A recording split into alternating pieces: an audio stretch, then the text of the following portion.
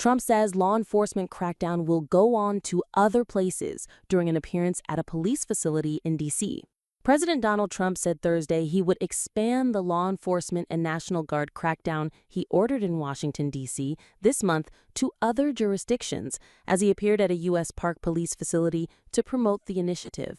"We're going to make it safe, and we're going to then go on to other places, but we're going to stay here for a while," he said to dozens of law enforcement agents and National Guard members gathered outside the facility to hear him speak. Earlier this month, Trump ordered the federal government to take control of D.C.'s police department and deployed National Guard troops, a broad federal effort that has drawn the ire of many city residents. Trump had teased earlier in the day that he planned to join law enforcement in the streets of D.C., though he appeared to scrap those plans for a more standard meet and greet with those he has deployed. A source familiar with the matter told CNN that some members of the Secret Service's Washington field office, who would handle a presidential movement like this one, had been caught off guard by the president's announcement. "I'm going to be going out tonight, I think, with the police and with the military, of course," the president told radio host Todd Blanche earlier Thursday. Trump would not likely be able to duplicate the D.C. initiative exactly if he were to try it in other areas of the country. D.C., which is not a part of any state, has restrictions on its ability to govern its own affairs, and the president has the ability to effectively federalize its police force. The city also has a far more robust regular federal law enforcement presence than other U.S. cities. Trump arrived at the U.S. Park Police facility in southeast Washington, D.C. a little after 5:20 p.m. Joining him for the visit were Attorney General Pam Bondi, Homeland Security Secretary Kristi Noem, White House Chief of Staff Susie Wiles, Interior Secretary Doug Burgum, Deputy Attorney General Todd Blanche, and Deputy Chief of Staff Stephen Miller. Emil Bove, a controversial former Justice Department official who was recently confirmed as a federal appeals court judge, also attended. Trump spent a little more than a half an hour there, bringing hamburgers from the White House and pizza from Wise Guy Pizza. "Everybody's safe now. Everybody feels safe," Trump said.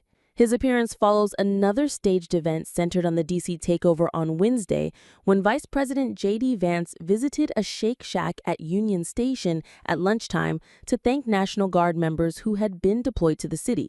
During that event, Vance was frequently drowned out by protesters as he appeared alongside Defense Secretary Pete Hegseth and Miller. Blocked from the second-floor area where the Guardsman lunch was taking place, the protesters loudly chanted, "Shame! This is our city, and we want the military out of our streets."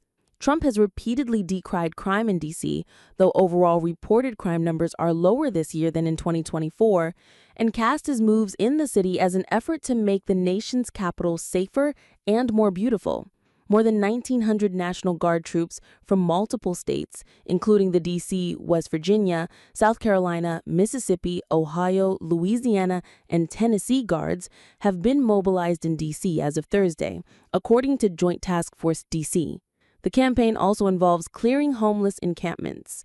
Vance on Thursday declined to say where law enforcement officials are sending people once their tents are cleared, replying that the question betrays a certain misunderstanding of what we're trying to do and what is the nature of real compassion. He then recounted a story about his family being yelled at during a trip to D.C. years ago, arguing that the administration is focused on keeping those with mental health issues off the streets. "Why have we convinced ourselves that it's compassionate to allow a person who's obviously a schizophrenic or suffering from some other mental illness? Why is it compassionate to let that person fester in the streets?" Vance, who was in Georgia to tout Republicans' domestic policy law, also demurred when asked if the White House plans to deploy troops to other cities, but he did not rule it out. "We have focused on Washington, D.C. because it's a federal city under our jurisdiction, but we certainly hope that whether it's Atlanta or anywhere else, people are going to look around and say, we don't have to live like this. We hope that people see what we're doing in Washington, D.C. and follow our example all across the country." Among those who live in D.C., Trump's police takeover is unpopular. A 79% majority of D.C. residents oppose the president ordering the federal government to take control of the city's police department and ordering the National Guard and FBI to patrol the city, a new Washington Post Schar School poll finds.